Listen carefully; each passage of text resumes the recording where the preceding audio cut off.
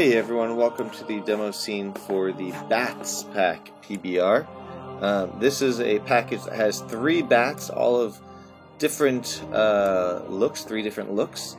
They've got 2 of them have fur on them, and there's a special fur shader as well.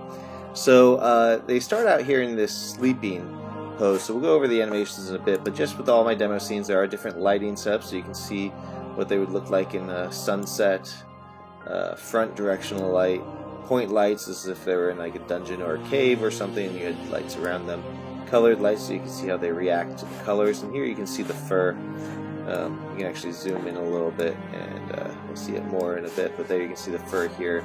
This one has small fur right there, and then right here for the bigger fur, and this one has no fur.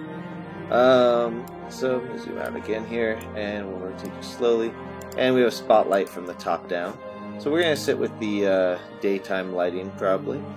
Let's see, we have some sleeping owl breaks. This one, their heads are just moving. That's a common one that you probably loop a lot. Then this one, they stretch out a little bit. And then one more stretching. One with a slightly slower and a big yawn there. So they do that one again with the camera not moving. Big yawn on their mouths. So their faces are rigged and animated, which is a great thing here. And so now we're going to wake them up. And they come down and fly. Now, we will slow down the animations after a little bit because the bats, now obviously bats don't fly like this in real life, but for games we make concessions. So it's a very natural, realistic looking flight. We did use videos online of actual bats flying to do the animation, so you'll find that they're quite natural looking. We have animations will fly forward, and then of course fly backwards. It's a little slower, and then the fly idle in the middle. We have turning left and right. So this is actually a coded. This is not an animation itself. This is done via code, and so let me show that to you real quick. I have it here at the demo control, Bats demo. We have the max turn tilt. That's how much they tilt. We can actually adjust these live, so you see them down here. If I set this to say like 90, then their maximum turn will be all the way sideways. And if you turn rotation, if you set that to say 360, then they can actually turn in full circles like this.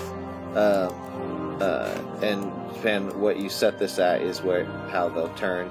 So you can do that however, whatever works for your game. I find that 60-90 is a good value to keep for, like, if this was being controlled by a player. It looks realistic in the turn, and the turn's not too fast, so they can definitely turn, and this is all scripted, which is pretty nice. And of course when you're going backwards you can turn as well. For backwards, I guess you could script it so that they don't tilt when they turn, but that's okay, or they tilt less. But alright, so let's go back to a better angle. Stop the turning. Straight line. Okay. Alright. Stop that rotation. Bring this down again. Zoom in again. Rotate back to where we can see them. Put the sun on the other side. Alright, so we got our 3 bats here. They all have the same animations. They're all slightly different for each bat, since each bat is a different shape. These 2 attacks. This one's a claw attack. They kind of dive down a little bit. And you can see, if I zoom out, that they do actually dive down. And the attack one, they've got the vertical movement, even though if you look at the actual height here, they stay the same. And I just realized I'm not in full screen, so let me go back to the full screen. So we've got our attack 1, attack 2. We have a dodge animation. So if they do a quick dodge, if they got hit, they get hit and recover. They have an idle break. This could be used for magic attack as well, because they do scream. Let me show that once more. Yeah, that could be a scream attack of sorts. And a roost. They go back up. Now they go the exact same height as before. Their actual height in game won't change. So as long as you set them to the right height underneath whatever ceiling they're going to roost on, then you'll have no problem doing the thing. Now, one thing to know is they do turn around when they roost. They do a flip. And then they have their death here, and their death is a looped middle and then the ending. And I've scripted it here. Again, I'm going to turn this off for now. I scripted it so, and you can see the scripting in the demo control here. Just open up this, and you can see I've got lots of notes about the dying. This is the dying part right here. And so you can look into how I did that. But basically, I compute the distance and the time and call the and move their height down the appropriate speed to get them to the ground in the 60 frames it takes to go from got hit to dead. So let's start this up again, and let me show you all the other features of the bats here. Let's see, I'll go back to my nice position, zoom in a little bit.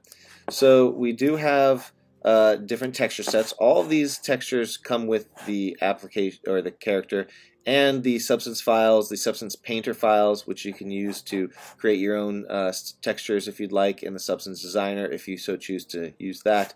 I have created and included a few default textures. So this is the default one, and then we've got some alt versions here. Each one has 5 alt versions included with the package. It's very easy to make your own versions inside the editor. I have a texture customization scene that you can use with sliders to change all the colors and whatnot, and with a single button you can export them into game-ready materials with textures converted to PNGs automatically. I also have alternate colors for the fur, which again you can make your own. So white fur, black fur, you can get some colored furs or keep the brown fur. And it's hard to tell, but it's changing on this guy too. You can kind of see it better with the white patches there. You can turn the hair off if you'd like, but I think, you know, especially this guy looks much better with hair. And then we have blend shapes. Now, the blend shapes are something, again, that you can customize. You can keep them. They don't take any overhead. So you can keep them as part of the character, and every time you spawn, if these are enemies, every time you spawn it, you can just randomize it, and you'll have a slightly different looking bat. So I'm going to slow down the time scale a little bit so the wings don't distract us too much. But as I click the randomize all, you can see that all the different aspects of the characters are being randomized. The ear shape, the face shape, the horn shape, the size of the belly, the wing shapes, and the muscle size, etc. So it's very easy to just encode, make these randomized so that every single one of your bats can look completely different from the rest. And in the editor as well, they're all sliders. So again, if we go down to the to any of the bats here, there's this blend shape thing here, and there's just sliders. Let's go to focus on that. Oops. They're just sliders, so you just literally just slide these around. Let's see which one we'll see. The chest thickness. Oh, apparently it doesn't work in. Let's see if it works while we're playing.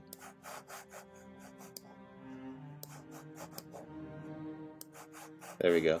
So you can see that just with sliders you can adjust the look and feel of these.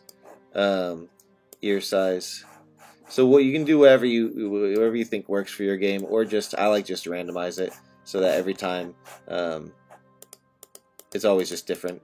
And then you can reset and use those regular ones if you want. That doesn't really cost any overhead in your game. So mobile or desktop, that blend shape option will work just fine. So let me know if you have any questions. We'll be updating this package soon with sound effects, music, and concept art.